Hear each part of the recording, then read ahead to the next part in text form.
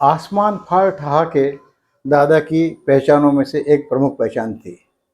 वे उदास कभी न तो रह सकते थे, न किसी को रहने देते थे। अपने आसपास संजीदगी और परिहास वाला वातावरण बनाए रखने में वो कभी चूकते नहीं थे। सजग रहते थे कि वहाँ पर उनके यहाँ पर उनके आसपास उदासी नहीं आ जाए। लेकिन क्या इसके पीछे आप किसी चरम स्थिति की कल्पना कर सकते हैं?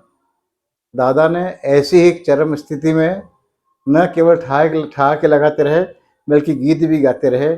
आज दादा के इस दारुण दुख की करुण कथा शायद पहली बार आप ही नहीं, सारी दुनिया शायद आज जाने। नमस्कार, मैं विष्णु बैरागी और अपनी चैनल बैरागी की बातें लेकर आपके सामने हाजिर हूँ। मुझे आपसे हर मामले में मदद चाहिए। कृपया चैनल सब्सक्राइब कीजिए, वीडियो लाइक कीजिए, साझा कीजिए और वीडियो के कमेंट बॉक्स में जाकर टिप्पणी भी कीजिए। मुझे आपसे ये सारी मदद चाहिए। बात है 1958 की। मनासा से लगभग 16-17 किलोमीटर दूर रामपुरा की सड़क पर एक गांव है जूना पानी। वहां पर कांग्रेस कार्यकर्ताओं का सम्मेलन हो रहा था। सम्मेलन में लगभग 200-250 कार्यकर्ता मौजूद थे आसपास के इलाके के। और कार्यकर्ता सम्मेलन लगभग समापन की ओर था और एक फरमाइश आई दादा से कि आप एक गीत सुनाइए। दादा को भी अनुमान था कि मुझे गीत सुनाना ही पड़ेगा और उन्हें भी बड़ा मजा आया करता था, क्योंकि कांग्रेस कार्यकर्ताओं में उनके प्राण बसते थे। लोगों से मिलना जुलना उन्हें वैसे भी ज़्यादा पसंद था और भीड़ में उन्हें बड़ी ऊर्जा मिलती थी और ताजगी मिलती थी। तो दादा भी खड़े हुए। उन्होंने गीत शुरू किया ही था कि मनासा से आए एक सज्जन ने उन्हें एक चिट्ठी दी। दादा ने चिट्ठी पढ़ी और जेब में रख ली और फिर अपना गीत सुनाने लगे। और गीत सुनाने में न तो कोई कंजूसी की, न कोई शॉर्टकट वापरा। वो बराबर उसी तन्मयता से झूम झूम कर मस्ती से गीत सुनाते रहे।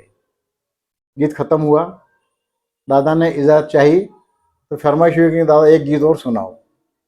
दादा ने बिना ना नुकुर किए ये फरमाइश मान ली और दूसरा गीत भी सुनाया और उसी तरह से झूम झूम के सुनाया, उसी तरह से व्याख्या कर कर के सुनाया, लोगों को आनंदित कर कर के सुनाया। और जब गीत खत्म हुआ, कार्यक्रम समाप्त हुआ, सम्मेलन समाप्त हुआ, उसके बाद भोजन था। लोगों ने आग्रह किया कि दादा भोजन करके जाइए। दादा ने कहा भोजन नहीं कर पाऊँगा, मुझे घर जाना पड़ेगा, स्थिति ऐसी है, यहाँ रुक जाऊँगा तो फिर मैं खुद को ज़िंदगी भर कभी क्षमा नहीं कर पाऊँगा। स्थिति ऐसी बनी हुई है। लोग दादा के इस बार उत्तर को उन्होंने कवि स्वभाव का उत्तर मान के उनको कहा पधारो घर पधारो। घर पर आप कल्पना कर सकते हैं क्या स्थिति बनी रही होगी। दादा के 1.5 बरस का बेटे का शव उनकी प्रतीक्षा कर रहा था कि पिता आए और पुत्र का अंतिम संस्कार करे। अधिकांश लोगों को दादा के 2 ही बेटों की जानकारी है, गोरकी और मुन्ना की। गोरकी छोटा है, मुन्ना बड़ा है।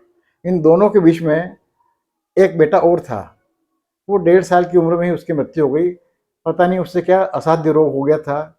उसके लिए क्या क्या इलाज नहीं करवाए। जहाँ जहाँ जो जो गुंजाइश हो सकती थी वो सारे काम किए। और तो और मेरी माँ तो उसके लिए टोटके कर कर के हलकान हुई जा रही थी, उसके प्राण भी निकले जा रहे थे।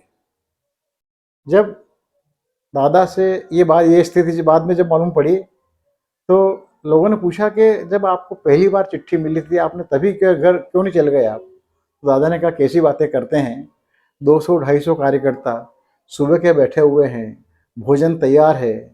यदि मैं ये बात बता भी देता, किसी को मालूम पड़ जाती तो फिर कोई भोजन कर पाता क्या? और यदि भोजन कर पाता तो क्या उन्हें इस भोजन का आनंद आता क्या? मैं अपने दुख के पीछे 200-250 लोगों का सुख कैसे कुर्बान कर सकता हूँ? इसलिए यदि मेरे बेटे का अंतिम संस्कार करना मेरी जवाबदारी थी, उतनी ही बड़ी जवाबदारी थी कि यहाँ का रसभंग नहीं हो और कार्यकर्ता पूरे सम्मेलन का, मेरे गीतों का और भोजन का पूरा पूरा आनंद लें। कल्पना कर सकते हैं दादा की दशा क्या रही होगी, मैं तो कल्पना भी नहीं कर पाता हूँ। दादा इतने व्यथित हुए अपने इस बेटे की मृत्यु से कि आजीवन इस ग्रंथि से कभी उबर नहीं पाए। भाभी का नाम था सुशील चंद्रिका बैरागी। बड़े बेटे मुन्ना का नाम दादा ने भाभी के नाम पे रखा था सुशील नंदन बैरागी। अब आजकल तो मुन्ना हो गया, वो सुशील नंदन सब भूल गए। जब दूसरा बेटा हुआ तो दादा ने अपने नाम पे उस बच्चे का नाम रखा। दादा का नाम, मूल नाम है नंदराम दास बैरागी, तो दादा ने उसका नाम रखा नंद नंदन बैरागी। बड़े बेटे का नाम सुशील नंदन बैरागी, छोटे बेटे का नाम नंद नंदन बैरागी। लेकिन जब ये बेटा जी नहीं पाया तो दादा इस दहशत में और इस शक में आजीवन बने रहे कि मेरे नाम पे रखे गए नाम का बच्चा जीवित नहीं रहता है। तो उन्होंने जब तीसरा बेटा हुआ तो उसका नाम उन्होंने अपने नाम पे नहीं रखा, उसका नाम रखा सुशील वंदन बैरागी, जो आज गोरखी के नाम से जाना जाता है।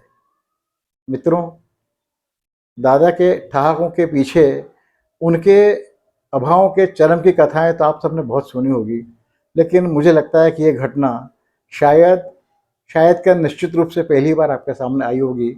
और कल्पना कीजिए उस बाप की कि जो जिसके बेटे का शव प्रतीक्षा कर रहा है और वो झूम झूम कर गीत सुनाई जा रहा है, लोग मज़े लिए जा रहे हैं, तालियां बजाए जा रहे हैं और वाह वाह किए जा रहे हैं, और फरमाइश पर अपनी पंक्तियों को वो शोकाकुल बाप प्रसन्नपूर्वक दोहराया जा रहा है।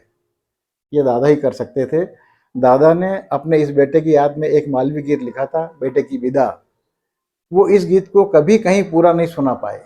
जब जब भी उन्होंने सुनाना शुरू किया हमेशा अधूरा रहा, और कालांतर में तय हुआ कि दादा ने उस गीत को सुनाना ही बंद कर दिया। और सुना नहीं क्या, दादा ने तो उस गीत को अपना गीत मानने की, याद रखने की बात भुला दी। उन्हें लगा, उनके संग्रह में जरूर ये गीत है, लेकिन उन्होंने इस गीत को फिर कभी याद ही नहीं किया। लेकिन अपने उस बेटे को वो आजीवन नहीं भूल पाए, और कभी कभार कसक के रूप में उनके मुंह से इसका जिक्र हम लोग सुन लिया करते थे। उम्मीद है दादा के इस दारुण दुख की करुण कथा आपको ज़रूर चौंकाएगी और आप शायद परेशान भी हो गए होंगे। यदि ऐसा हुआ हो तो मुझे क्षमा करें। फिर भी अपना आग्रह दोहरा रहा हूँ कि दादा के बारे में ऐसी जानकारियाँ प्राप्त करते रहने के लिए मेरा चैनल सब्सक्राइब कीजिए और मुझे मदद कीजिए। बहुत बहुत धन्यवाद। नमस्कार। मैं विष्णु बैरागी।